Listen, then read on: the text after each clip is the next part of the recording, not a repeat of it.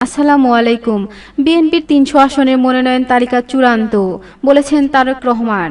আসন্ন জাতীয় সংসদ নির্বাচনকে সামনে রেখে বিএনপির পক্ষ থেকে ৩০০ আসনের মনোনয়ন তালিকা প্রায় চূড়ান্ত করা হয়েছে বলে জানিয়েছেন দলের ভারপ্রাপ্ত চেয়ারম্যান তারেক রহমান। তিনি জানিয়েছেন, দলের ভেতরে মতবিরোধ থাকলেও নেতৃত্বের সিদ্ধান্তকে সর্বোচ্চ প্রাধান্য দিতে হবে এবং মনোনয়ন সংক্রান্ত যে কোনো বিরোধ ভুলে ঐক্যের মাধ্যমে নির্বাচনে অংশ নিতে হবে। রবিবার রাজধানীর লোকসর হোটেলে আয়োজিত বিশেষ রাজনৈতিক অনুষ্ঠান লন্ডন থেকে ভার্চুয়ালি যুক্ত হয়ে তিনি এই মন্তব্য করেন। বিএনপির কেন্দ্রীয় ও বিভিন্ন পর্যায়ে নেতাকর্মীরা এতে অংশগ্রহণ করেন। মনোনয়ন চূড়ান্তের শেষ পর্যায়ে তারেক রহমান বলেন, ৩০০ আসনের সম্ভাব্য প্রার্থীদের তালিকা প্রায় চূড়ান্ত। শীঘ্রই আনুষ্ঠানিকভাবে ঘোষণা করা হবে। যাকে মনোনয়ন দেয়া হবে তাকে সবাই মেনে নিতে হবে। তিনি উল্লেখ করেন, মাঠ পর্যায়ে যারা গণসংযোগ করেছেন তারা সকলেই একই লক্ষ্যে কাজ করেছেন, গণতন্ত্র ও জনগণের অধিকার প্রতিষ্ঠা। অভ্যন্তরীণ দ্বন্দ্বে সতর্কবার্তা। বিএনপির সহসভাপতি বলেন, দলের ভেতরে বিভক্তি বা রেষারেষি তৈরি হলে প্রতিপক্ষ সে সুযোগ কাজে লাগাবে।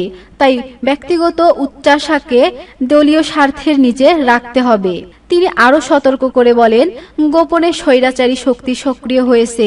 আপনি যদি ভেতরে ভেতরে বিভক্তি হন তবে তারা সুযোগ পাবে। নেতৃত্বের সম্মান রক্ষার আহ্বান।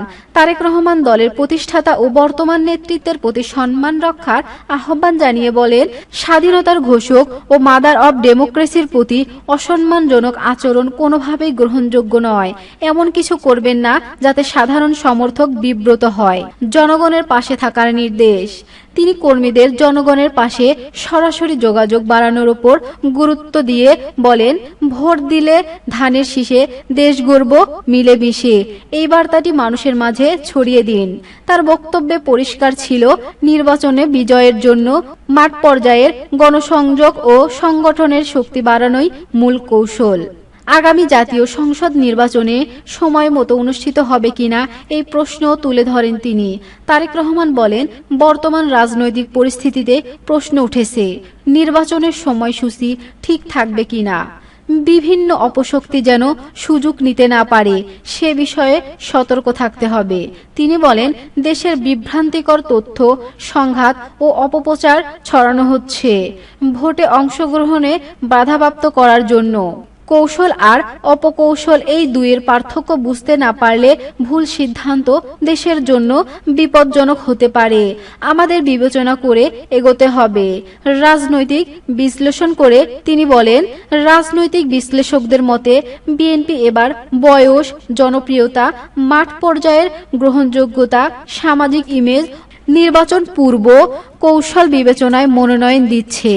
দলটি চাইছে কর্পোরেট সংশ্লিষ্টতা ও নেতিবাচক ইমেজযুক্ত প্রার্থীর সংখ্যা কমিয়ে পরিষ্কার ইমেজের রাজনৈতিক দল হিসেবে আবির্ভূত হতে। তাদের ধারণা, মনোনয়ন বণ্টনে স্বচ্ছতা আনতে না পারলে দলীয় ভাঙন বাড়তে পারে। তাই বিএনপি এবার শুরু থেকেই ঐক্য ও শৃঙ্খলার জোর নিচ্ছে। ধন্যবাদ সবাইকে। নিউজটি যদি ভালো লেগে থাকে তাহলে লাইক, কমেন্ট, শেয়ারের মাধ্যমে অন্যকে দেখার সুযোগ করে দিবেন।